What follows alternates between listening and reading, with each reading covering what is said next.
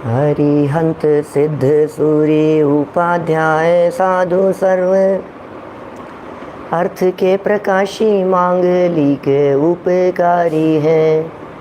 तिनको स्वरूप जान रागते भई जो भक्ति काय को नमाए स्तुति को उचारी है। धन्य धन्य तिन्हि ते काज सब आज भये कर जोड़े बार बार वंदना हमारी है। मंगल कल्याण सुख ऐसो हम चाहत है। हो मेरी ऐसी दशा जैसी तुम धारी है।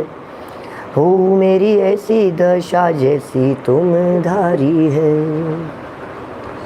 मोक्ष मार्गस्य नेतारम भेतारम कर्म भूभृताम ज्ञातारम विश्व तत्वानां वंदे तद्गुण लब्धये वंदे तद्गुण लब्धये। जैन शासन का यह अद्भुत कर्म सिद्धांत, इसकी चर्चा हम बहुत दिनों से कर रहे हैं। यदि यह जैन शासन का कर्म सिद्धांत हमारे दिलो दिमाग में समझ में आ जाए तो सच में बहुत तरह की टेंशन, बहुत तरह की आकुलता, बहुत तरह की विकृतियाँ, हमारी सोच की विकृति, हमारे चिंतन की विकृति, ये सब कुछ धूल धूमिल हो जाए, मिट जाए। हमें भरोसा नहीं है कर्म सिद्धांत के ऊपर, हमें भरोसा नहीं है जैन आगमों के ऊपर, हमें भरोसा नहीं है भगवान की वाणी पर। अब जिसे भगवान पर भरोसा नहीं है, भगवान की वाणी पर भरोसा नहीं है, उसे दुखी होने से कौन बचा सकता है। काफ़ी चर्चाएं हुई। घातिया और अघातिया दो तरह के कर्म बतला करके उन कर्मों के संबंध में हमने थोड़ा थोड़ा सा परिचय भी आपको दिया। ये कर्म हैं, ये कर्मों के नाम हैं जो आपके सामने लिखे हुए हैं। इन कर्मों के संदर्भ में लिखा, बताया ज्ञानावर्णी, दर्शनावर्णी, मोहिनी, अंतराय, वेदनी, आयु, नाम और गोत्र, ये कर्म किस प्रकार से हमारे साथ में बंधते हैं। मैं बहुत संक्षेप में उस पूरी बात को थोड़ा थोड़ा सा रिपीट करते हुए आगे बढ़ता हूँ आपके सामने। ज्ञानावर्णी नाम कर्म का उदय पर्दे के समान कहा गया। दर्शनावर्णी कर्म के उदय को द्वारपाल की उपमा देकर के बतलाया गया। मोहिनी कर्म के उदय के संदर्भ में आचार्यों ने शराबी का दृष्टांत दिया। अंतराय कर्म के लिए खजांची का एग्जाम्पल देकर के बात की गई। वेदनी कर्म का उदय शहद लिपटी हुई तलवार की बात कही गई। आयु कर्म के लिए लकड़ी का यंत्र बताया गया। नाम कर्म के लिए चित्रकार की उपमा दी गई और गोत्र कर्म के लिए कुंभकार के समान बताया गया। आखिर ये सब कर्म बंधते क्यों हैं? आखिर इन सब कर्मों के बंधन के कारण क्या हैं? ये प्रश्न एक बहुत अहम प्रश्न है जो हमारे दिलो दिमाग में उठता है। कौन बांधता है? कौन करता है हिसाब किताब? कब करता है? क्या मृत्यु के बाद में ऊपर जाने पर हिसाब किताब होता है? क्या परमात्मा कोई ऊपर बैठे हुए हिसाब किताब करते हैं? वहाँ जाकर के लेखा जोखा होता है, हिसाब किताब होता है, लेन देन होता है, पूछा जाता है, बताया जाता है, ये परिवर्तन किए जाते हैं। सोचिए, विचारिए जरा, कौन कर रहा है इन कर्मों को? कौन बांधता है? क्या परमात्मा कर्म के पुलंदे हैं? क्या परमात्मा के पास में कर्मों का ढेर पड़ा हुआ है, जो आता है उसे कर्म देते रहते हैं? क्या ऐसा माना जाए? नहीं भाई, कर्म नहीं करते। कौन? परमात्मा। हमारे भावों से कर्म बंधते हैं। कल हमने जो आपके बीच में चर्चा की थी ज्ञानावरण और दर्शनावरण कर्म के बंधन के कारणों के संदर्भ में, आपकी स्क्रीन पर वे सारे कारण लिखे हुए हैं। मैं रिपीट नहीं करूंगा क्योंकि आज भी मुझे बहुत सारी बातें करनी हैं आपके बीच में। क्यों बंध गया ज्ञानावर्णी, दर्शनावर्णी? क्या किया हमने ऐसा कि अपने ज्ञान के ऊपर आवरण डाल लिया? हमने ऐसा क्या कर लिया कि हम ही बंधन में पड़ गए? दूसरों को अज्ञानी कह करके पुकारा, अज्ञानियों का सम्मान नहीं किया, अज्ञानियों की विनय नहीं की, ज्ञान की आराधना नहीं की, ज्ञान की विराधना की, ज्ञान के साधनों की विराधना की। जहाँ जहाँ ज्ञान होता हुआ दिखाई देता है, जहाँ जहाँ साधना होती हुई दिखाई देती है, जहाँ जहाँ जो जो कारण आराधना के होते हुए दिखाई देते हैं, हमने उन कारणों की विराधना, क्या होगा? ज्ञानावरणी कर्म बंधेगा। ऐसा ज्ञानावरणी कर्म, देखो तत्व की बात सुहाती नहीं है, जानते हुए भी बात को छिपा लेते हैं। दूसरे आगे नहीं बढ़ जाएं, बताना मत, बता मत देना, वो मेरे से ज़्यादा पैसे वाला हो जाएगा, वो मेरे से ज़्यादा नंबर आ जाएंगे उसके, वो मेरे से आगे निकल जाएगा, लोग उसका सम्मान करने लगेंगे। किससे बात सीखी है, किससे बात सुनी है, उसका नाम छिपा लेता है। भाई साहब क्या कहें आपको, जिस गुरु से ज्ञान प्राप्त किया है, आपने कोई उदाहरण सुनाया, आपने कोई कहानी सुनाई, आपने कोई प्रसंग सुनाया और किसी व्यक्ति ने पूछा आपने किससे सीखा? नहीं नहीं कुछ नहीं, ये तो मेरा ही है। अरे वाह, मेरा ही है। उपकार मानो तीर्थंकरों का, उपकार मानो केवलियों का, उपकार मानो मुनिराजों का, वीतरागी संतों का, जिन्होंने शास्त्र लिखे हैं, उनका उपकार मानो। भाई साहब अपने गुरुओं का उपकार मानो, जिन गुरु से सीखा है उन गुरु का नाम मत छिपाओ कभी। जिनसे सीखा है, जिनसे सुना है, जिनसे समझा है, उनका नाम छिपाओ मत। ये मना कर रहे हैं यहाँ, ज्ञान को अज्ञान कह करके मत पुकारो। ये ज्ञानावरणी कर्म के, दर्शनावरणी कर्म के आश्रव के कारण है। जब आप ज्ञान में बाधा डालते हैं तो ज्ञानावरणी कर्म बनता है, जब आप किसी के दर्शन में बाधा डालते हैं तो दर्शनावरणी नाम का कर्म बनता है। इसके बाद में एक कर्म कहा था आपको, मोहनीय, ये थोड़ा सा खतरनाक है। लास्ट में कल मैंने इसकी चर्चा की थी आपके बीच में। मोहनीय खतरनाक कर्म है, बांधता है, और सबसे ज़्यादा बंधन इस मोहनी का दिखाई देता है। इस जीव के चतुर्गति में रुलने का यदि कोई मूल कारण दिखाई देता है तो वो मोहनी नाम का कर्म है। बंधा क्यों है मैं नहीं कहता हूँ, उमा स्वामी आचार्य को आपके सामने मैंने प्रस्तुत कर दिया। इस बंधन के कारण बतलाते हुए उमा स्वामी आचार्य तत्वार सूत्र 6 अध्याय सूत्र नंबर 13 है, केवली श्रुत संग धर्म देव अवर्णवादो दर्शन मोहस्य। केवली श्रुत संग धर्म देव और इनका अवर्णवाद, इनका अपमान, हमें पता नहीं है कहाँ अपमान कर रहे हैं। हमें पता नहीं है केवली का अवर्णवाद क्या होता है, हमें पता नहीं है श्रुत संग धर्म और देव का अवर्णवाद क्या होता है, इनका अपमान क्या चीज़ है। हम विराधना कर रहे हैं भगवान महावीर स्वामी की। हम भगवान महावीर स्वामी को तो मानते हैं लेकिन महावीर स्वामी की नहीं मानते। को और की का फर्क है भाइयों, को और की का फर्क है। मैं बड़ी बड़ी सभाओं में जब लोगों से हाथ खड़े करवाता हूं और पूछता हूं लोगों से, बताओ आप भगवान महावीर स्वामी को मानते हो या नहीं? कौन कौन भगवान महावीर स्वामी को मानता है? और तुरंत हाथ खड़े हो जाते हैं, हम मानते हैं, हम मानते हैं, हम मानते हैं। सबके हाथ खड़े हो जाते हैं, हम महावीर स्वामी को मानते हैं। फिर मेरा अगला क्वेश्चन, महावीर स्वामी की कौन कौन मानता है? अब हाथ ऐसे होने लग जाते हैं। उनकी कौन कौन मानता है बताओ? किसका नाम है अवर्णवाद? ये हाथ पे हाथ धर करके बैठे हैं, तुम इन्हें आशीर्वाद देने वाला मानते हो। ये उपकार नहीं कर रहे हैं, तुम इन्हें उपकारी मानते हो। ये भला नहीं करते हैं, आप इन्हें भला करने वाला मानते हो। क्या समझ में आ रही है बात? ये भले भला करते नहीं हैं और आप ऐसा समझ रहे हैं कि ये हमारा भला करने वाले हैं। ऐसा लगता है। कितनी बड़ी गलतफहमी में हैं हम। कुछ प्रश्न लोगों के जब हमने इस तरह की बातें कही तो हमारे सामने आए।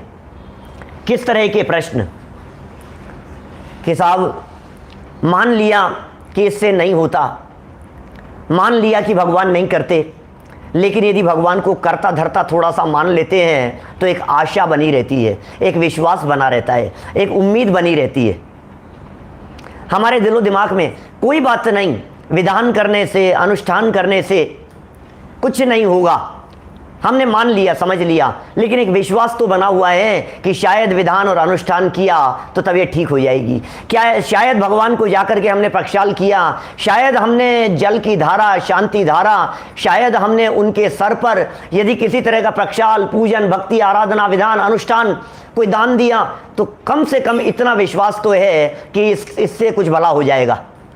क्या बोलो? ऐसा लगता है हमारे को, ऐसा हो जाएगा। और फिर विश्वास तो बड़ी चीज़ है भाई साहब, और विश्वास है, भगवान का अस्तित्व भी तो विश्वास से है, ऐसा कहते हैं हमारे साथी लोग। क्या भगवान भी तो आस्था से टिके हुए हैं भाई साहब, आस्था तो बनी रहती है। लेकिन सच में मैं आपसे कहना चाहता हूँ, थोड़ा गंभीरता से सोचना। विश्वास किसका नाम है? सच्ची बात का नाम विश्वास है कि गलत श्रद्धान का नाम विश्वास है? कौन सी बात का नाम विश्वास है? हम किसे विश्वास समझे? हम क्या समझे कि ये सच्चा विश्वास है? क्या धोखे में रखना इसका नाम विश्वास है? क्या धोखे में रह जाना इसका नाम विश्वास है? क्या गलत मान्यताओं को अपने हृदय में पाले रख करके हम ये कहें कि विश्वास से थोड़ी सी शांति मिलती है, क्या ये उचित है? बोलो भरत भाई, सुरेश जी, भाई साहब, रफड़िया जी, बोलो। अभी आपके यहां हम आए और आपके यहां 10 दिन रुके, पर्व के दिनों में आपके घर पर रुके, और घर पर रुकने के बाद में हमें विश्वास है कि हम जब वापस लौट करके जयपुर आएंगे तो आप हमारे को गिफ्ट में मर्सिडीज देंगे।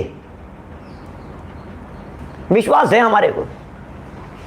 हमें विश्वास है इस बात का कि जब हमारा ये 10 लक्षण पर्व पूरा होगा तो बढ़िया जी विद्वानों को एक मर्सिडीज गिफ्ट देने वाले हैं। विश्वास रखो, देखो भैया, विश्वास रखो। मिलेगी चाहे नहीं मिलेगी वो अलग मैटर है, लेकिन आपके इस विश्वास से उम्मीद तो बनी रहती है, दृढ़ता तो बनी रहती है। रखो विश्वास, रखो, रख लें विश्वास। क्या होगा इस विश्वास का? क्या होगा इस दृढ़ता का? क्या होगा इस श्रद्धा का? ये श्रद्धा किस काम की है? क्या ये झूठी श्रद्धा नहीं है? भगवान भला करेंगे, क्या ये श्रद्धा झूठी श्रद्धा नहीं है?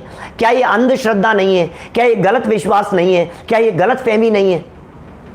गलत फहमी तो बुरी ही होती है भाई साहब। मैं आपसे कहता हूं, कहां कहां विश्वास रखेंगे आप? विश्वास, सत्यता में विश्वास होना चाहिए। अरे जहां तक विश्वास का सवाल है, हम ये कहते हैं कर्मों पर विश्वास रखिए। हम जहां श्रद्धा की बात करते हैं, हम आपसे कहते हैं आप श्रद्धा रखिए, आप विश्वास रखिए, आप दृढ़ता रखिए। हमें विश्वास है पूरा, हमें श्रद्धा है पूरी। किसके ऊपर? भगवान की वाणी के ऊपर 100% श्रद्धा है कि भगवान आपने बतलाया है हर व्यक्ति को अपने कर्म का फल मिलता है। हमें भरोसा है इस बात के ऊपर, विश्वास है हमारे को। ये विश्वास काम का है। डायमंड के शोरूम पर जाए, ज्वेलरी के शोरूम पर जाए, और वहां जाकर ज्वेलरी के शोरूम पर जाकर के कोई व्यक्ति ये कहे, भाऊजी 1 किलो लौकी दे दो, आधा किलो दूध दे दो, वो कहेगा भैया यहां नहीं मिलता तो दूसरी जगह जा। नहीं नहीं, क्या बात करते हो, इतना बड़ा शोरूम खोल करके बैठे हो, इतनी सी चीज आपके यहां नहीं मिलती, ऐसा कैसे हो सकता है? जरूर मिलेगी, जरूर मिलेगी, आप तो दे दो, please please please please please, आपकी जय जयकार करूंगा, आपके चरण छूंगा, दे दो ना, क्या बिगड़ता है आपका? 1 किलो लौकी दे दो, आधा किलो टमाटर दे दो। बोलो, कहेगा भैया तू दिमाग ठीक है क्या तेरा? हमारी दुकान पर ये चीज नहीं मिलती। भगवान महावीर स्वामी से जाकर के आप यदि बाल बच्चे मांग रहे हो, महावीर भगवान ये कहते हैं भैया मैं ब्रह्मचारी हूं, मैंने खुद ने शादी नहीं की। लोग महावीर जी तिजारा जाकर के बाल बच्चे मांगते हैं। सोचो तो सही, बिना विचारे जो करे भैया, बिना विचार किए हुए कर रहा है, बिना विचार किए हुए कर रहा है। तो जो कर रहा है उसमें विश्वास तो है, लेकिन झूठा विश्वास है। विश्वास रखना है तो कर्म सिद्धांत के ऊपर विश्वास रख। मुझे हार्ट का ऑपरेशन करवाना है, मुझे आंखों का ऑपरेशन करवाना है, लेकिन क्या करूं? मेरा जो दोस्त है वो ENT स्पेशलिस्ट है और मुझे अपने दोस्त के ऊपर पूरा विश्वास और भरोसा है। हमने उससे कहा भैया मेरे आंख का ऑपरेशन तो तू ही करेगा। बोले यार मैं ENT वाला हूं, मैं आंखों वाला नहीं हूं, आंखों का ऑपरेशन करना नहीं जानता हूं। तेरे कान में कोई प्रॉब्लम हो तो मैं इलाज कर सकता हूं। नहीं नहीं, मेरे को तो तेरे ऊपर भरोसा है, बस तू ही करेगा, बस तू ही करेगा, बस मेरे को तो तेरे ऊपर पूरा भरोसा है। इस भरोसे में मारा जाएगा भाई, इस भरोसे में मारा जाएगा। ये झूठा विश्वास मत रख, ये गलत विश्वास मत रख। विश्वास होना चाहिए, श्रद्धा होनी चाहिए, लेकिन वाणी पर श्रद्धा होनी चाहिए, कर्म सिद्धांत पर विश्वास होना चाहिए, भरोसा होना चाहिए कि साहब आप इस तरह की बातें करोगे तो लोग मंदिर नहीं जाएंगे। पहले लोग मंदिर नहीं आते हैं, कम से कम भगवान कुछ करते हैं, इस भरोसे लोग मंदिर तो आते हैं। अरे भैया, वीतरागियों को देख करके वीतरागी बनने की भावना जागृत होती है, भगवान को देख करके भगवान जैसा बनने की भावना जागृत होती है। भगवान के मंदिर में आने से, निस्वार्थ भाव से विधान करने से, पूजन करने से अपने आप ऐसी कर्म प्रकृतियां, पाप प्रकृतियां पुण्य में बदलती है, काम होते हैं।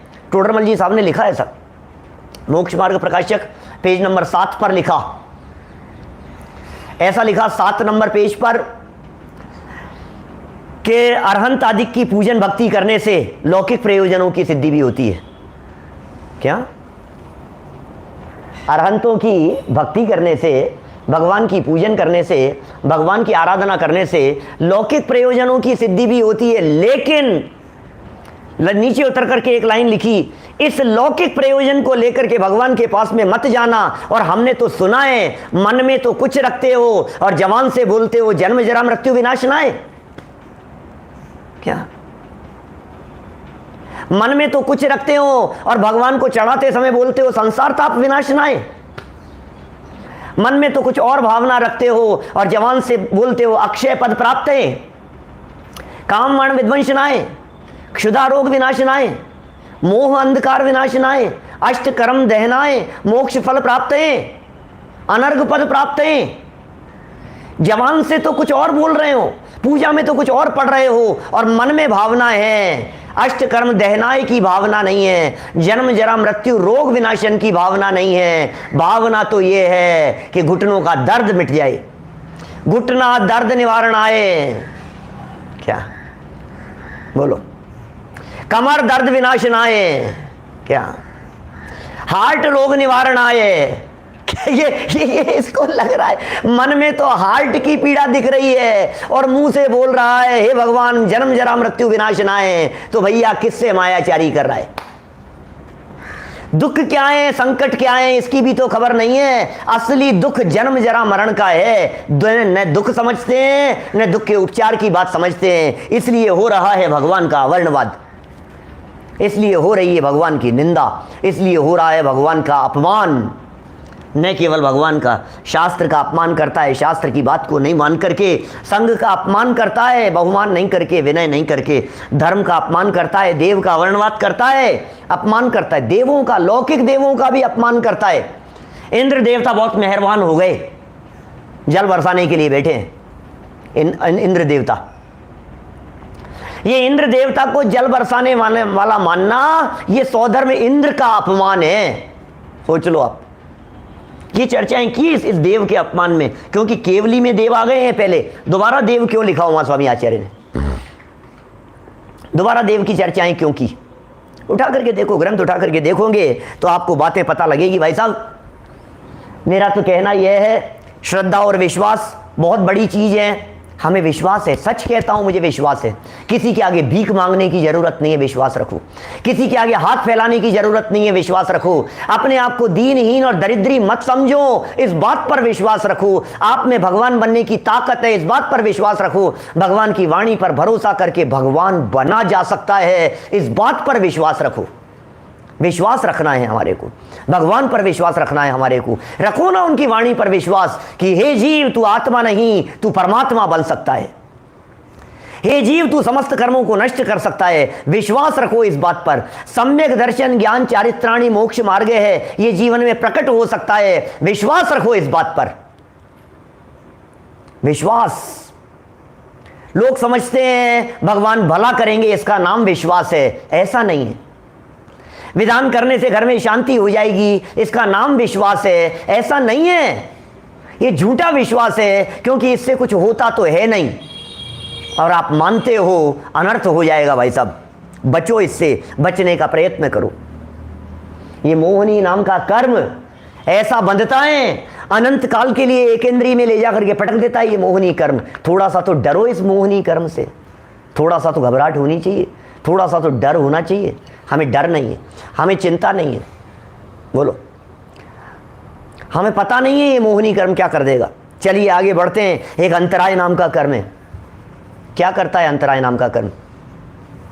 चाहा हुआ नहीं होता। इस अंतराय कर्म के उदय से, अंतराय कर्म के उदय से चाहा हुआ नहीं होता। चाहता कुछ है और होता कुछ है, सोचा कुछ और हो गया और कुछ।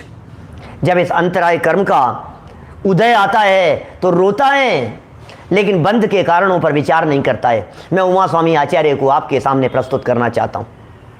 तत्वार्थ सूत्र, छठा अध्याय, सूत्र नंबर है 27, छठे अध्याय का 27 नंबर सूत्र, विघ्न करणम अंतरायस्य। ओहो, क्या कह रहे हैं? आचार्य देव कह रहे हैं विघ्न करणम अंतरायस्य, विघ्न करणम अंतरायस्य। भैया विघ्न करेगा तो विघ्न उत्पन्न होंगे। ओहो, क्या कह दिया? दान, लाभ, भोग, उपभोग, वीर्य, इनमें यदि विघ्न कर रहा है, किसी के दान देने में विघ्न कर रहा है, किसी के लाभ में विघ्न उत्पन्न कर रहा है, बाधा उत्पन्न कर रहा है, किसी के भोग में विघ्न और बाधाएं उत्पन्न कर रहा है, किसी के उपभोग में किसी की शक्ति सामर्थ्य प्रकट नहीं हो जाए, व्यक्त नहीं हो जाए, बाधाएं उत्पन्न कर रहा है, बंद कर रहा है अंतराय कर्म का। सोचता है, ऐसा सोचता है इसका बिगड़ जाए, ऐसा सोचता है इसका अनर्थ हो जाए, ऐसा सोचता है ये क्यों दान दे रहा है, इसका क्यों नाम हो रहा है। बोलो, सोचो जरा, सोचता रहता है इस तरह का। दूसरों के काम बिगाड़ोगे तो अपने भी बिगड़ेंगे। आचार्य देव कह रहे हैं, यह अंतराय कर्म कह रहा है दूसरों के काम बिगाड़ोगे तो अपने बिगड़ेंगे। भाई साहब, यदि दूसरों के काम बिगाड़ना चाहते हो तो अपने काम बिगड़ने के लिए तैयार रहो, और अपने काम नहीं बिगाड़ना चाहते हो तो दूसरों के काम बिगाड़ने की भावना मत पाओ। सोच नहीं रहा है, विचार नहीं कर रहा है। अंतराय कर्म किसका? बाधा हो गई, बाधा हो गई। क्या इसे लगता है इसने काम अटका दिया, इसे लगता है इसकी वजह से मेरे को प्रॉब्लम क्रिएट हो गई।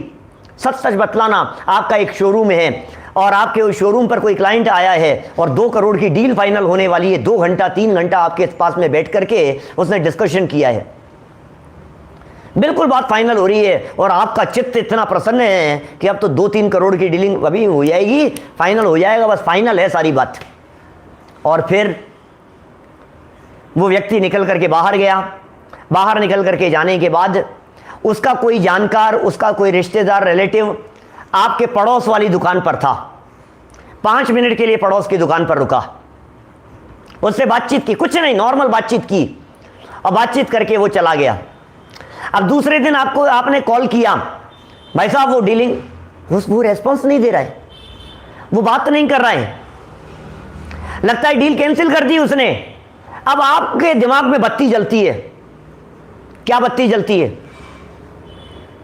उसने, भाई साहब हे नालायक है, जलता है मेरे से, ये तो वो तो तैयार थे भाई साहब, बिल्कुल हाँ ही करके गए थे, मान लो आप, सारा काम फाइनल हो गया था, वो तो उसके यहाँ गए ना, जरूर उसने भड़का दिया होगा। भैया ये मान्यता मिथ्या मान्यता है। हजारों लोग मिलकर के यदि आपको रोकने का प्रयास करें, हजारों लोग मिलकर के आपको गिराने का प्रयास करें, लाखों लोग मिलकर के आपके काम अटकाने का प्रयास करें, लेकिन यदि अंतराय कर्म का उदय नहीं है तो कोई तुम्हारे काम को अटकाने में समर्थ नहीं है।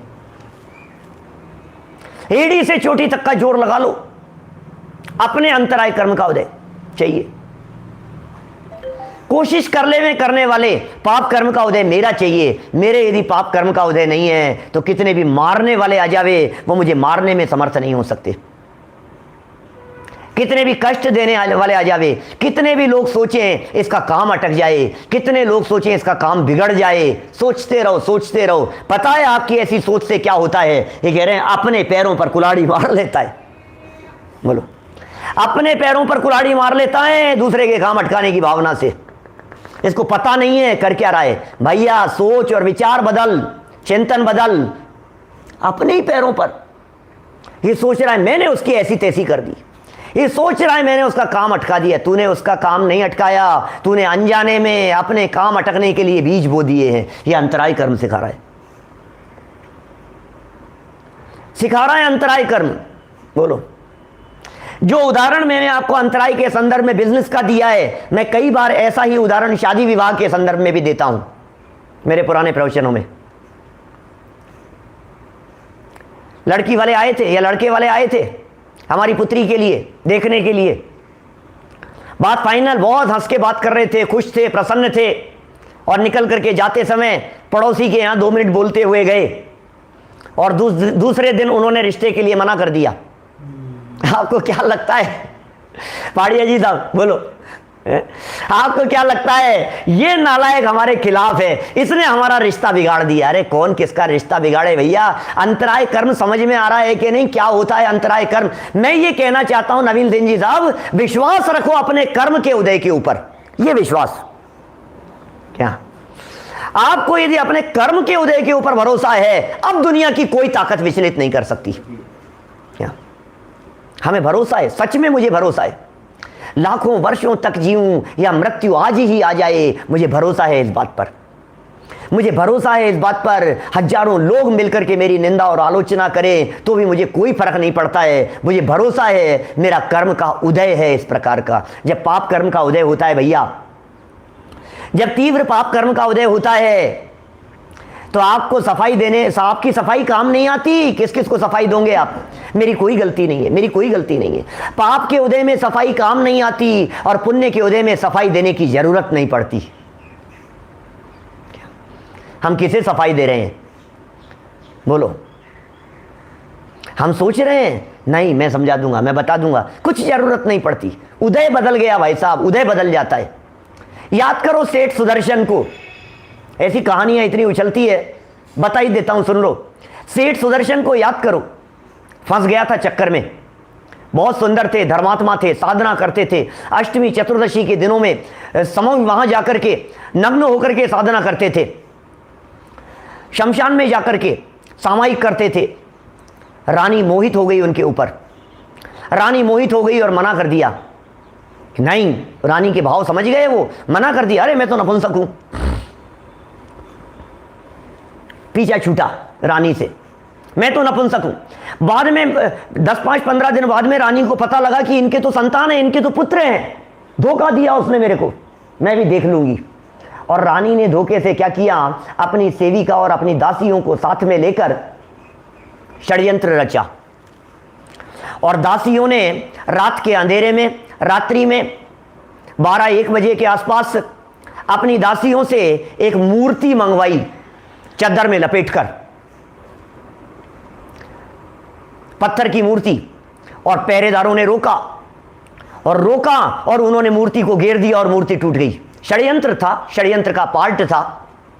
और इतनी नाराज हुई दासियां, आप समझते नहीं हो, रानी ने अनुष्ठान के लिए मंगाई थी, आपने सारा अनुष्ठान बिगाड़ दिया, ये हो गया, सब दुनिया भर का षड्यंत्र रच दिया। वो भी घबरा गए बेचारे। अब दूसरी लेकर के आते हैं, बेचारे सिपाही पहरेदार साइड में हो गए। दोबारा गए वे सब, और जहां वे साधना कर रहे थे वहां से उठा करके ले आए उनको, कपड़ा डाल करके, और रानी के महल में षड्यंत्र का पार्ट बन गए। राजा उपस्थित हो गया और इस हाल में देखा गया, वहां सेठ सुदर्शन की बात कर रहा हूं, मोक्ष गए हैं, भगवान बने हैं सेठ सुदर्शन, पटना से मोक्ष गए हैं, मालूम है आपको, भगवान हैं अपने। इतिहास की कहानी सुना रहा हूं, जैन इतिहास की कहानी सुना रहा हूं। पकड़ में आ गए, थू थू हो गई, राजा ने बुला लिया और सूली पर चढ़ाने लग गए उन्हें। बोलो तुम्हारी क्या अंतिम इच्छा है? तुम्हें अच्छा नहीं समझते थे, सारा नगर इकट्ठा हो गया। इतने धर्मात्मा, इतने महान, इतने महापुरुष, बहुत धर्मात्मा बनते थे। इस धर्मात्मापन के पीछे इतना बुरा चेहरा छिपा हुआ है, हम तो सोच भी नहीं सकते थे। क्या कहा सेठ सुदर्शन ने? कुछ नहीं, मुझे कुछ नहीं कहना है।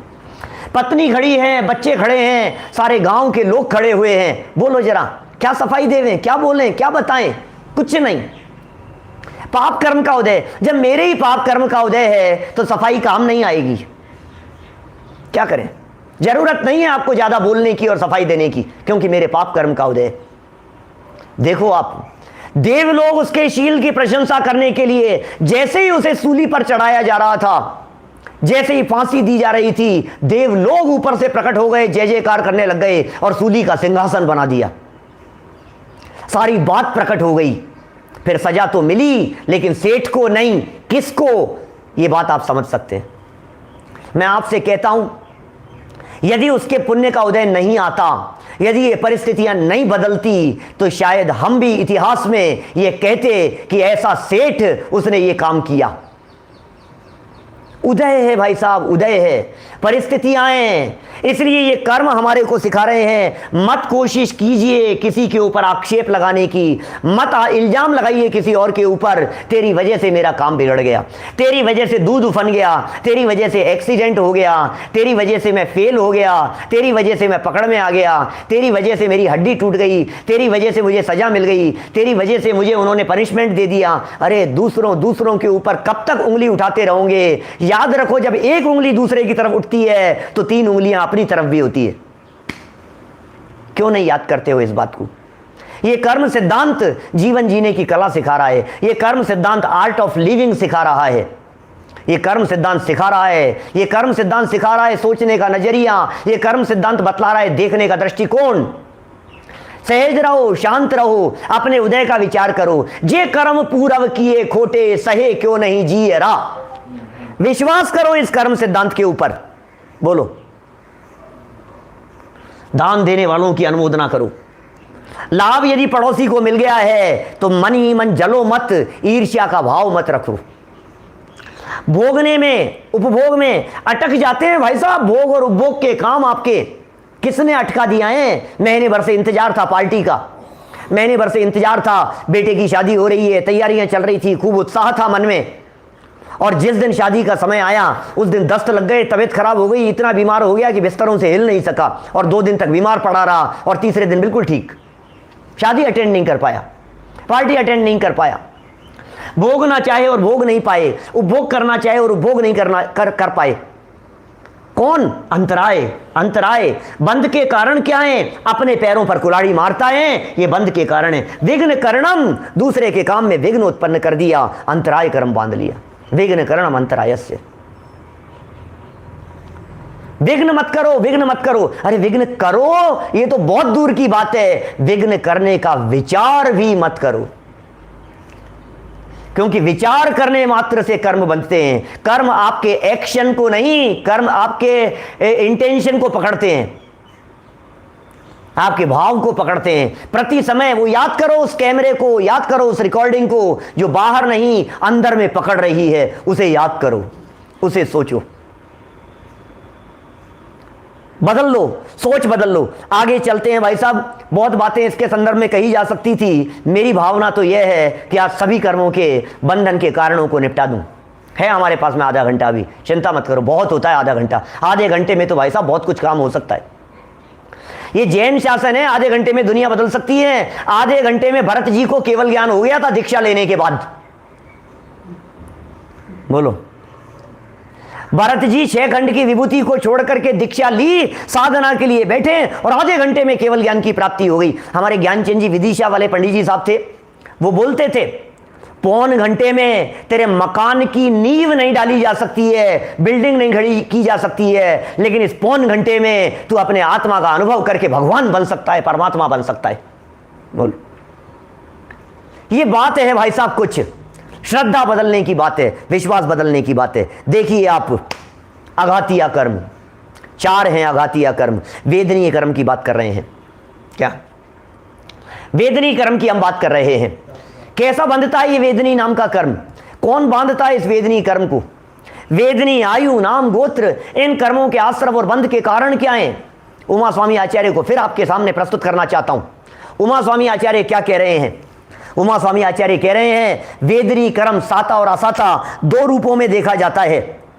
और तत्वार्थ सूत्र 6ठा अध्याय सूत्र नंबर 11 है, दुख शोक तापा क्रंदन वद परिदेव नान्यात्म परो भय स्थानान्य असद वेद्यस्य। असाता वेदनी कर्म के आश्रव के कारण। असाता को चाहते हैं, पाप का फल कोई नहीं चाहता, लेकिन पाप करना, हर व्यक्ति पाप करता है, हर व्यक्ति पाप में उलझा हुआ है। एक दिन पुण्य और पाप में थोड़ा सा झगड़ा हो गया, साता और असाता में थोड़ा सा विवाद हो गया। पुण्य बोला मैं बहुत पॉपुलर हूं, पाप बोला मैं ज्यादा पॉपुलर हूं, तेरे से ज्यादा मैं प्रभावशाली हूं। बोले वोटिंग करा करके देख लो। पुण्य ने देखा सारी दुनिया में लोगों के मनों में देखा झांक करके, तो मालूम चला सब पुण्य को चाहते हैं, और तुरंत पासा फेंक दिया कि अरे पाप तुझे तो कोई नहीं चाहता, पाप तुझे तो कोई पसंद नहीं करता। हर व्यक्ति देखो पुण्य को पसंद करता है, हर व्यक्ति को पुण्य चाहिए, हर व्यक्ति को पुण्य चाहिए, हर व्यक्ति को पुण्य चाहिए। देखो देखो मैं जीत गया। तो पाप ने तुरंत पलट करके कहा कि भैया सुन, पसंद तो तुझे करते हैं लेकिन दिन रात अपनाते मुझे ही है। लोग समाज में, दुनिया में पुण्य को पसंद तो कर रहे हैं लेकिन दिन रात पाप में बिता रहे हैं। आप पाप का फल नहीं चाहते, लेकिन पाप का फल नहीं चाहते तो पाप परिणामों से बचना होगा। क्या बोलो, क्या कह रहे हैं यहां पर? दुख, शोक, ताप, आक्रंदन, वध, परिदेवन, 6 शब्द दिए हैं उमा स्वामी आचार्य देव ने असाता कर्म के आश्रव के कारण के लिए। ये कह रहे हैं किसी व्यक्ति को दुखी मत करो, किसी व्यक्ति को शोक संतप्त मत करो। शोक क्या होता है? किसी का वियोग हो जाने पर जो पीड़ा होती है वो शोक कहलाता है। ताप क्या होता है? अपनी निंदा सुनकर के जो मन में जलन होती है, खेद खिन्नता होती है, ये ताप कहलाता है। जब आंसू बहने लगते हैं तो ये आक्रंदन कहलाता है। मत बहाओ, अपन कुछ ऐसा काम मत करो जिसकी वजह से दूसरों की आंखों में आंसू बहे। वध, किसी के प्राणों का वियोग मत कराओ। परिवेदन, अत्यंत दुखी होकर के करुणा से भी मत रो, ऐसा कह रहे हैं ये। और सुनो, बात थोड़ी सी और गहराई में जाकर के करता हूं, उमा स्वामी आचार्य के सूत्र की गहराई में जाकर के बात करता हूं। ये बात तो सारी दुनिया कहेगी, ये बात तो हर व्यक्ति कहेगा। आत्मनः प्रतिकूलानि परेशान न समाचरेत, ये तो गीता का वाक्य है। गीता यह कहती है जो आपको स्वयं को प्रतिकूल लगता हो ऐसा काम दूसरे के लिए मत कीजिए। मत कीजिए दूसरों को दुखी, ये गीता कह रही है। मत कीजिए दूसरों के साथ में ऐसे काम कि ठीक है, लेकिन उमा स्वामी आचार्य की पॉजिटिव दृष्टि बतला रहा हूं। अशोक जी भाई साहब, आज दुनिया में, आज पूरी दुनिया में पॉजिटिविटी का बोलबाला दिखाई देता है। आज सारे मोटिवेशनल स्पीकर सब पॉजिटिविटी की बात करते हैं। हर व्यक्ति पॉजिटिविटी की बात करने लगा है। पॉजिटिव सोचो, पॉजिटिव थिंकिंग होनी चाहिए, पॉजिटिव थिंकिंग होनी चाहिए। कितने समय की कमाई है ये सब जो समाज में चल रही है? 10 साल से, 25 साल से, 40 साल से पॉजिटिव पॉजिटिव पॉजिटिव। मैं आपको कहना चाह रहा हूं, इस पॉजिटिविटी के जनक यदि कोई है, इतिहास में यदि कोई पॉजिटिविटी के जनक हैं तो वे हैं आचार्य कुंद स्वामी। और उस पॉजिटिविटी को आगे यदि किसी ने बढ़ाया है तो वे हैं उमा स्वामी आचार्य। क्यों ऐसा क्या लिखा? कुंदाचार्य की समय सार की 186वीं गाथा, जो शुद्ध जानता है वो शुद्धता को प्राप्त होता है। पॉजिटिविटी की बात की। उमा स्वामी आचार्य कह रहे हैं दुखी करना तो नहीं, दुखी होने से भी असाता कर्म बंधता है। क्या कह रहे हैं? ये सोचता है, ये कहता है भाई साहब दुखी तो नहीं करता मैं, अब मैंने तुम्हारा क्या बिगाड़ लिया? कमरा बंद करके रो भी नहीं सकता हूं क्या मैं खुद ही तो दुखी हो रहा हूं। मैंने आपका क्या बिगाड़ा है? मैं आपका कुछ नहीं बिगाड़ रहा, मैं खुद रो रहा हूं, मैं कोई बात नहीं, मन ही मन दुखी होता रहता है। आचार्य देव कह रहे हैं यदि तू वर्तमान में दुखी हो रहा है तो भविष्य के लिए दुख के बीज बो रहा है। दुखी मत हो। यह कर्म का उदय दुखी करने में समर्थ नहीं है। कर्म का उदय देख देख करके पीड़ित होने की जरूरत नहीं है, खेद खिन्न होने की जरूरत नहीं है। दुखी करना भी नहीं और दुखी होना भी नहीं, ये पॉजिटिविटी की बात करते हैं आचार्य उमा स्वामी। स्वयं दुखी नहीं होंगे, कभी शोक संतप्त नहीं होंगे, कभी खेद खिन्न नहीं होंगे। कि साहब पाप कर्म के उदय में तो रोना आता है, पाप कर्म के उदय में यदि रोगे तो नए पाप कर्मों को बांधोगे। पाप कर्म के उदय में भी उस उदय से भिन्न अपने ज्ञायक तत्व का विचार करो। पाप कर्म के उदय के काल में भी उस पाप से भिन्न अपने आत्म तत्व का विचार करो। उस पाप कर्म के उदय के काल में भी ये पाप कर्म का उदय मेरा कुछ बिगाड़ने में समर्थ नहीं है, इस बात का विचार करो। क्या बिगाड़ लिया इस पाप कर्म के उदय ने? संयोगों पर आता है। ये पाप कर्म का उदय परिस्थितियां क्रिएट कर सकता है। मन स्थिति मेरे हाथ में है, विचार चिंतन मेरे हाथ में है। बदलो वहां बदलने की सोचो। बहुत बातें हैं भाई साहब, बहुत बातें हैं। सुनो, रोना नहीं, अब नया कर्म नहीं बांधेंगे। साता वेदनी कर्म के आश्रव के कारण बतलाई।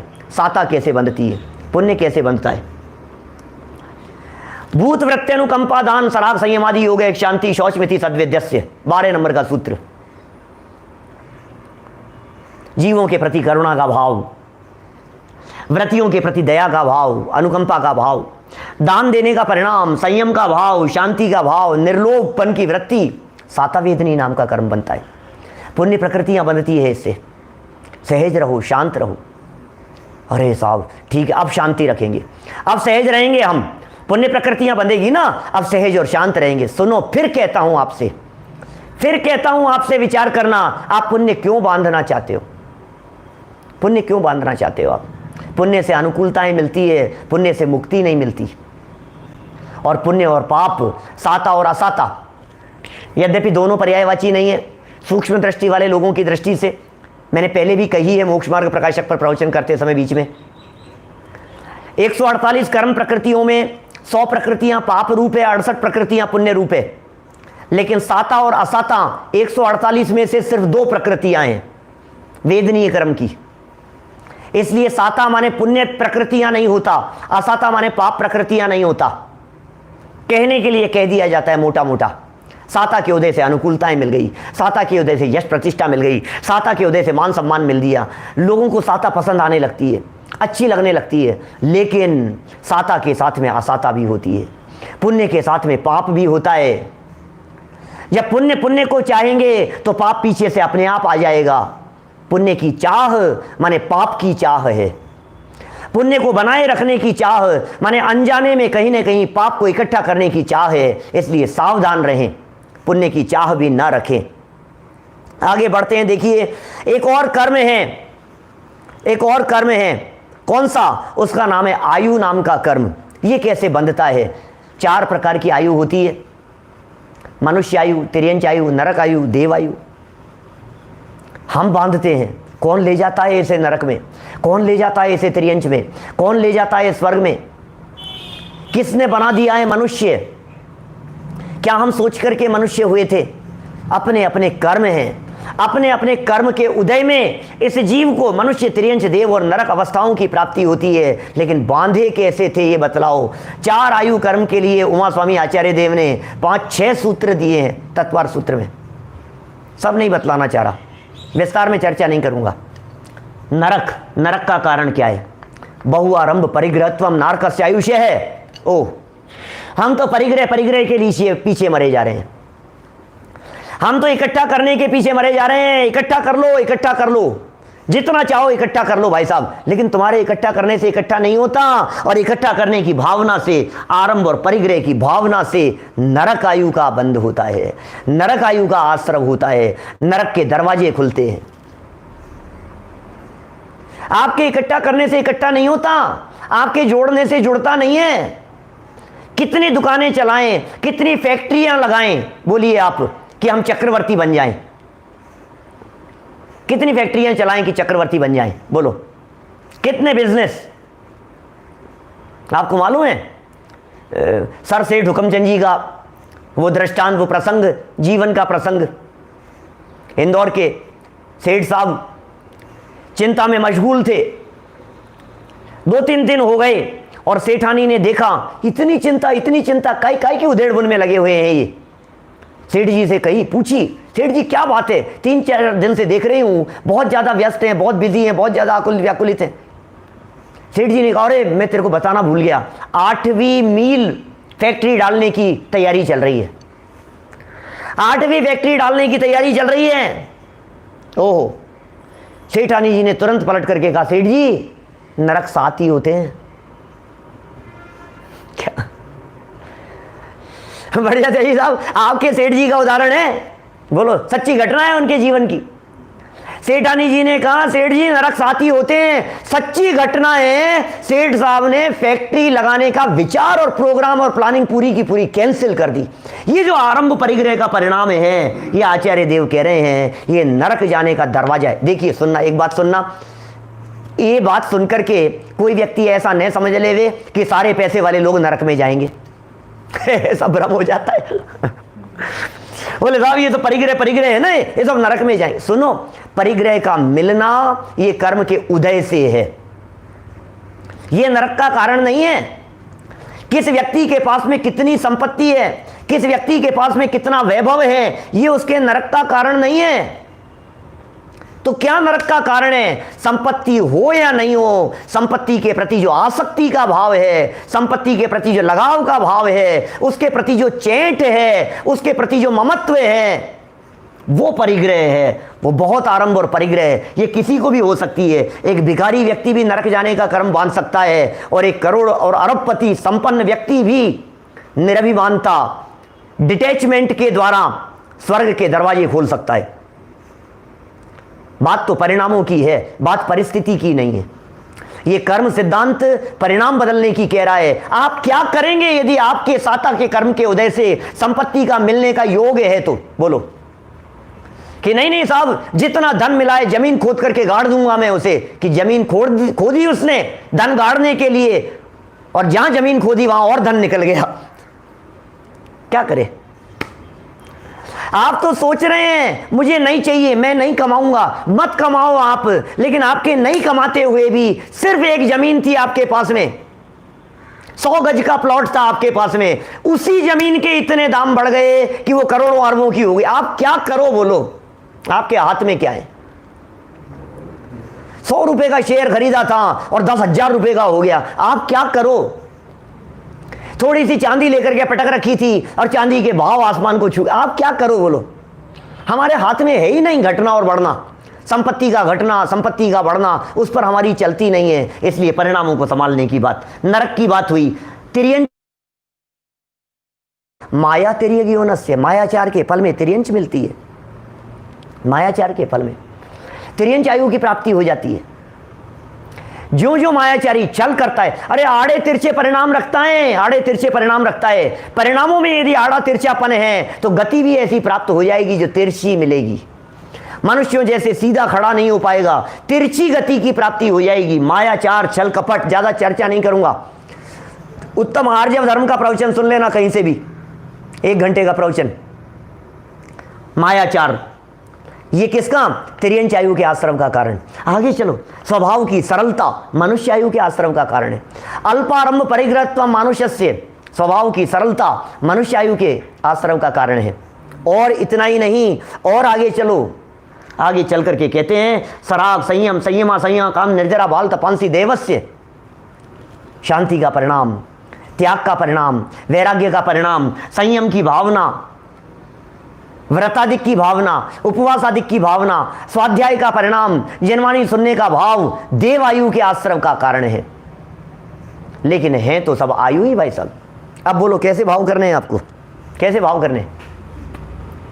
नहीं, देवों के लिए करो साहब, देवों के लिए। अरे देवगति में भी शांति नहीं है।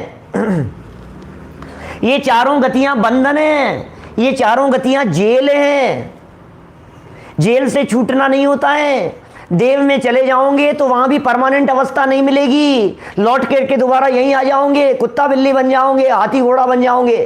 बोलो, देवगति से मर करके भी पेड़ पौधे बन जाओगे।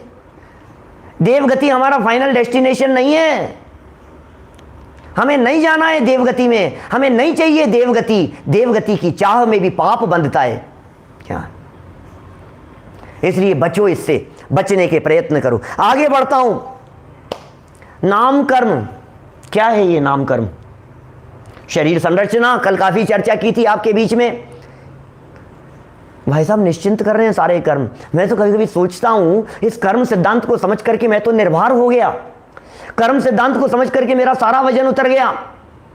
कर्म सिद्धांत को समझ करके जितनी टेंशन दिमाग पर थी, शरीर संबंधी, परिस्थितियों संबंधी, परिवार संबंधी, बिजनेस संबंधी, खान पीन संबंधी, सारी की सारी टेंशन उतर गई। क्योंकि जिस कार्य को जिम्मेदारी से कर्म ने संभाल रखा है, मैं जबरदस्ती उसमें टांग अड़ाने की चेष्टा क्यों कर रहा हूं? 2 तरह के कर्म है। शरीर कैसे बिगड़ेगा, शरीर कैसे ठीक रहेगा। कर लो, एक जाप कर लो, थोड़ा सा तबीयत ठीक हो जाएगी आपकी। तबीयत ठीक करने के लिए करो तो सही। अशोक जी भाई साहब, मैंने पिछले दिनों में अपने प्रवचनों में 10 क्षण के पहले इस तरह की बातें खूब की है, खुल करके लोगों के बीच में। जब इस तरह की चर्चाएं समाज में उठती रही, जो लोग ये कहते हैं कि इस मंत्र के जाप से ये तबीयत ठीक हो जाती है, क्या उन्हें विश्वास है उस मंत्र के ऊपर? दिल पर हाथ रख करके कहना। जो लोग ये कहते हैं कि इस मंत्र से ये तबीयत ठीक हो जाएगी, इस अनुष्ठान से ये काम हो जाएगा, मैं उनकी बात कर रहा हूं। क्या उनको भरोसा है क्या इस बात के ऊपर? और यदि उनको भरोसा है तो बच्चे के कैंसर हो जाने पर विदा नहीं कराएंगे ना, डॉक्टर को नहीं दिखाएंगे ना? बोलो, हार्ट की प्रॉब्लम हो जाने पर जाप ही करेंगे ना बस, फिर डॉक्टर को नहीं दिखाएंगे ना? नहीं, डॉक्टर को देखिए। डॉक्टर क्यों? तुम्हें भरोसा नहीं है? किसको धोखा दे रहे हैं हम? किसको धोखा दे रहे हैं भाई साहब? जो कर्म सिद्धांत को मानता है वो भगवान को कर्ता नहीं मान सकता। जो भगवान को कर्ता मानता है वो कर्म सिद्धांत को स्वीकार नहीं करता।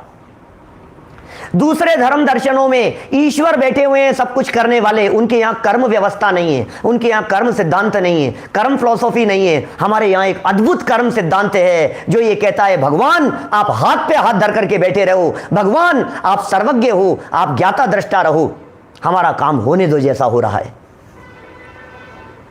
स्वयं किए जो कर्म शुभाशुभ, ये कर्म सिद्धांत यूनिक है, ये कर्म सिद्धांत अद्भुत है जैनियों का। पूरे विश्व के धर्म दर्शनों में ऐसे कर्म सिद्धांत की चर्चा नहीं मिलेगी। ये फिलॉसफी है ही नहीं दुनिया में कहीं भी, ये कर्म सिद्धांत। नाम कर्म, योगों की वक्रता, अशुभ नाम कर्म, शरीर बिगड़ गया, चेहरा बिगड़ गया, दांत हिलने लग गए, पेट की आंतें काम नहीं कर रही है, मैं क्या करूं साहब, तबीयत बहुत ज्यादा खराब है, मैं क्या करूं पंडित जी, कोई उपाय बतलाओ। कि बांधा था भुगत, और क्या है। बांधते समय विचार नहीं करता है तो भुगतते समय रोना ही पड़ेगा भैया, रोना ही पड़ेगा। विसंवाद करता है, लड़ने की वृत्ति होती है, शरीर की विकृति होती है, मन वचन काय की विकृति। तूने चेहरा बिगाड़ा ना दूसरे की तरफ, दूसरे की तारीफ चल रही थी, दूसरे की प्रशंसा चल रही थी, और ये मुंह बिगाड़ रहा देखना इसको शरीर के एक्शन, ये मुंह बिगाड़ता है कुछ नहीं है, क्या है, मन ही मन। भैया तूने दूसरे का बिगाड़ने की सोची, तेरा चेहरा बिगड़ जाएगा, सोच ले, टेढ़ा हो जाएगा तेरा चेहरा। सोचने की जरूरत नहीं है तुझे, देखने की जरूरत नहीं है, बिगाड़ने की जरूरत नहीं है, दूसरों के लिए बुरा सोचने की जरूरत नहीं है। आचार्य देव कह रहे हैं आदर का भाव रखो, पाप से डरो, धार्मिक वृत्ति रखो। यदि आप शुभ नाम कर्म के फल को चाहते हैं तो बचो, बचाओ, सरलता रखो, परिणामों में सरलता रखो, विकृति मत आने दो अपने अंदर में। और ये परिणाम कैसे संभलते हैं, ये परिणाम कैसे सुधरते हैं, मैं चर्चा करूंगा कल आपके बीच में, क्योंकि आज 8 कर्मों की एक बार बंद के कारणों को निपटा लूं। यहां 2 दिन तो कुछ फ्री रह करके चर्चा करूंगा भाई साहब, कल और परसों कर्म सिद्धांत के बारे में ही करूंगा चर्चा तो, लेकिन कर्मों से मुक्ति कैसे मिले, क्या चीज हमारे कंट्रोल में है, इन कर्मों को कंट्रोल कैसे किया जाए, ऐसी कुछ चर्चाएं करूंगा आगे आने वाले 2 दिनों में। कर्मों को कैसे जीता जाए। अंतिम कर्म है एक और, सुन लो जरा थोड़ा सा। नाम क्या है इसका, गोत्र। फल क्या मिलता है, उच्च अवस्था और नीच अवस्था की प्राप्ति, ये गोत्र कर्म। आप क्या चाहते हैं, नीच हो जाएं मर करके, उत्तम मुआ चांडाल हुआ, भूप कीड़ों में गया। अपने आप को बड़ा समझ रहा है, अपने आप को महान समझ रहा है, अपने आप को सुपर समझ रहा है, मेरे जैसा कोई दूसरा नहीं है। कि भैया 4 दिन की चांदनी है, फिर वापस रात के बाद में दिन और दिन के बाद में रात आता ही है। कृष्ण पक्ष के बाद में शुक्ल पक्ष और शुक्ल पक्ष के बाद में कृष्ण पक्ष आता ही है। ये उदय की परिस्थितियां हैं, हमेशा एक जैसी नहीं रहती है। पाप के बाद में पुण्य का उदय और पुण्य के बाद में पाप कर्म का उदय आता ही आता है। परिस्थितियां बदलती बदलती है। इस दुनिया में कोई ऐसा महापुरुष नहीं है जिसका प्रारंभ से लेकर के अंत तक एक जैसा उदय रहा हो। छोड़ दो तीर्थंकर परमात्माओं की, वो स्पेशल प्रकृतियां हैं कुछ। जन्म से लेकर के मरण तक एक जैसी स्थितियां नहीं होती कभी किसी की। बदल जाएगा, समय नहीं लगता, समय बदल जाने में समय नहीं लगता। सहयोग करने वाले विरोधी हो जाते हैं, विरोध करने वाले सहयोगी हो जाते हैं। रामचंद्र जी 6 महीने तक रावण की सेना के साथ में युद्ध करके लोगों को मौत के घाट उतार करके सीता को बचा करके लेकर के आए, सुरक्षित अपने घर में लेकर के आए।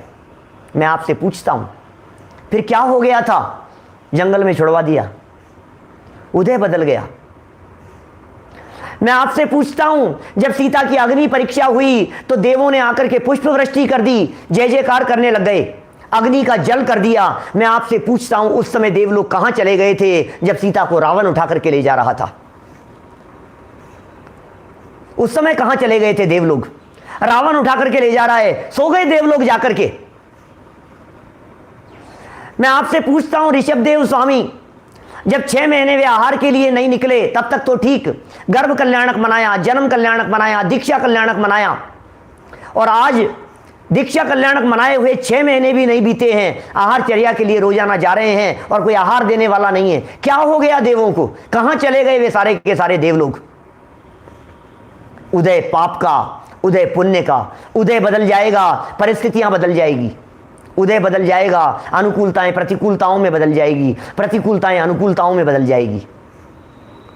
गोत्र कर्म क्या कह रहा है? पर आत्म निंदा प्रशंस से सत सद्गुणों चादुनो भावने चे नीचे गोत्र से पर की निंदा। ओहो, पर की निंदा और आत्म प्रशंसा, मजा आ रहा है, मजा आ रहा है, अपनी प्रशंसा करने में मजा आ रहा है, अपनी प्रशंसा सुनने में मजा आ रहा है, और प्रशंसा और प्रशंसा। थोड़ी कम प्रशंसा करे सामने वाला व्यक्ति तो सुहाता नहीं है। एक पीएचडी वाले व्यक्ति को कोई कह दे ये तो एमए पास है, तो नहीं नहीं नहीं पीएचडी हूं मैं तो क्या बर्दाश्त नहीं होती इसको बात। कोई अरबपति व्यक्ति को कोई कहे तो करोड़पति है तो इसे बर्दाश्त नहीं होती। कोई बहुत बड़े सर्जन डॉक्टर के बारे में कहे क्या ये भी हमारे कंपाउंडर साहब है, अरे क्या बात कर रहा है, इसे बर्दाश्त नहीं होती बात, अंदर से उछलती है बात। सुन भैया, पर की निंदा करना छोड़ दे, नीच गोत्र कर्म का आश्रम होगा। पर के गुणों को ढकना बंद कर दे, पर के दोषों को उजागर करना बंद कर दे। दूसरों के दोष दिखाई देते रहते हैं और अपने गुणों को उजागर करना चाहता है, अपने दोषों को छिपाना चाहता है, बड़ा होशियार बनता है। मैं इस संबंध में एक छोटा सा एग्जाम्पल देता हूं हमेशा। एक व्यक्ति गार्डन में घूमने के लिए गया और अचानक एक आवाज आई उसके कानों में। फूल चुन रहा था, गार्डन में फूल चुन रहा था, और जैसे वो फूल चुन रहा था, फूल चुनते चुनते अचानक एक आवाज आई, भैया क्या अन्याय करते हो, क्या बेईमानी करते हो, गलत काम करते हो। उसने चारों तरफ देखा, कोई नहीं था। ध्यान से सुना तो एक छोटा सा नन्हा सा पौधा बोल रहा था, मैं क्या गलत काम कर रहा हूं कि आप ये गलत काम कर रहे हैं कि फूल फूल चुन रहे हैं और कांटों को छोड़ देते हैं। व्यक्ति ने कहा, इसमें क्या गलत काम है, सबको फूल चुनना चाहिए और कांटे छोड़ देने चाहिए, ये तो अच्छी ही बात है ना, इसमें क्या गलत काम करता हूं। तो पता है क्या जवाब दिया उस पौधे ने, यहां तो बड़े होशियार बनते हो, फूलों को चुनते हो और कांटों को छोड़ देते हो, लेकिन जब किसी इंसान से मिलते हो, जब किसी व्यक्ति से मिलते हो तो उसके कांटों को, बुराइयों को और दोषों को चुनते हो, उसके गुणों को नहीं देखते हो। उस पौधे ने एक शिक्षा दी, उसने एक सीख दी उस व्यक्ति को। ये कहा, सुनो, जो लोग फूलों को चुनते हैं उनके पास में फूल इकट्ठे होते हैं, जो लोग कांटे चुनते हैं उनके पास में कांटे इकट्ठे होते हैं। ध्यान रखना, यदि आप दूसरों की कमियां और दोषों को चुनेंगे तो आपके पास में दोष और कमियां इकट्ठी होंगी, और यदि आप गुणों को चुनेंगे तो आपके पास में गुण, क्वालिटी इकट्ठी होंगी। ये चॉइस आपके ऊपर है, आप क्या चुनते हैं और आपके पास में क्या इकट्ठा करना चाहते हैं। भगवान के गुणों को देखो, वीतरागियों के गुणों को देखो, मुनिराजों के गुणों को देखो, श्रावकों के गुणों को देखो, अपने आप के गुणों को देखो, और मैं कहना चाहता हूं अनंत गुण संपन्न अपने आत्मा को देखो। क्या देखो तो सही एक बार, दृष्टि तो दो आप अपने उस आत्म तत्व के ऊपर, वो भी गुण संपन्न है। हम तो रोते हैं जब कर्म का उदय आता है, तो हमारी आंखों से आंसू बहते हैं। जब कर्म का उदय आता है तो हम रोते रहते हैं, ये क्या हो गया, ये क्या हो गया, ऐसा क्यों हो गया, ऐसा क्यों नहीं हो गया। रोता रहे भैया, रोता रहे तू।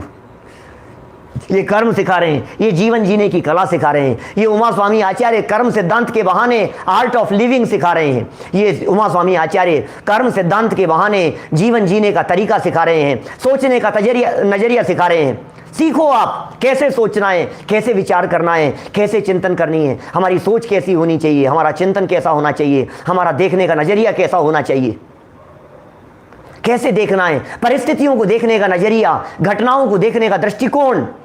एक ही घटना में आपको अनुकूलता, एक ही व्यक्ति में बुराइयां भी है और अच्छाइयां भी है, आप किसे देखते हैं। जैसी दृष्टि वैसी सृष्टि।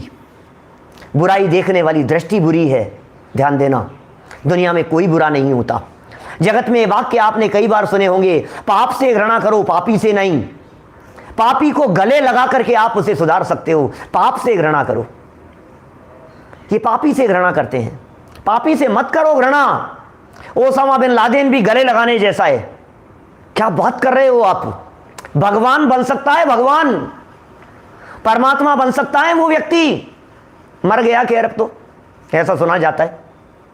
पापी से पापी व्यक्तियों की बात कह रहा हूं मैं, वे भगवान बन सकते हैं। मत ठुकराओ, गले लगाओ। बोलो, विद्यानंद जी साहब का, आचार्य का वाक्य है ना, मत ठुकराओ, गले लगाओ, धर्म सिखाओ। बड़ा जबरदस्त वाक्य था। ठुकराना नहीं है हमारे को, गले लगाना है हमारे को। हर जीव परमात्मा है, हर जीव में आत्मा है, हर जीव भगवान बन सकता है, हमसे पहले भगवान बन सकता है। आप कल्पना कीजिए, मारीची के समय में यदि हम पहुंच जाते ऋषभ देव के काल में, उसे देख करके कितनी गालियां दे रहे होते, कितने अपशब्द कह रहे होते। कोई बात नहीं, याद करो गुरुदेव के दृष्टिकोण को, जो गुरुदेव ने सिखाया है हमारे को। भूले हुए भगवान हैं, भूले हुए भगवान है। मत देखो कमियां, काले झंडे दिखा रहे हैं, कोई बात नहीं, भगवान है, भगवान बन सकते हैं।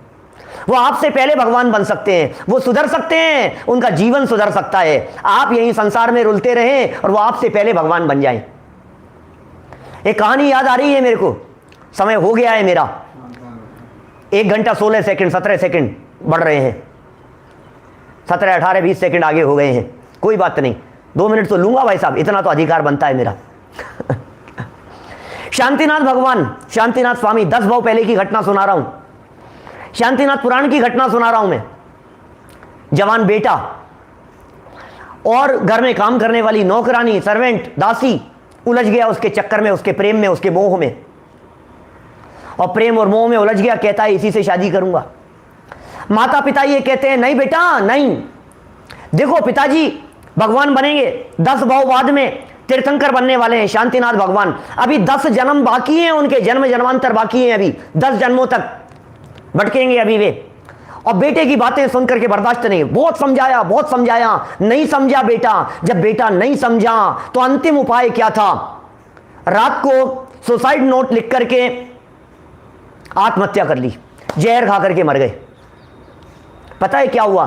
सुबह जब बच्चा उठा और उसने देखा तो क्या हुआ होगा? अब तो मजे आ गए ना, माँ बाप मर गए, अब कौन है रोकने वाला, टोकने वाला? नहीं, परिणाम बदल गए। और कैसे परिणाम बदले अशोक जी भाई साहब? ऐसे परिणाम बदले कि उसी समय उसने दीक्षा ले ली, और दीक्षा लेकर के, हमारे इतिहास और हमारे पुराण ये कहते हैं, वो दीक्षा लेकर के मुनि बनकर के भगवान बन गया।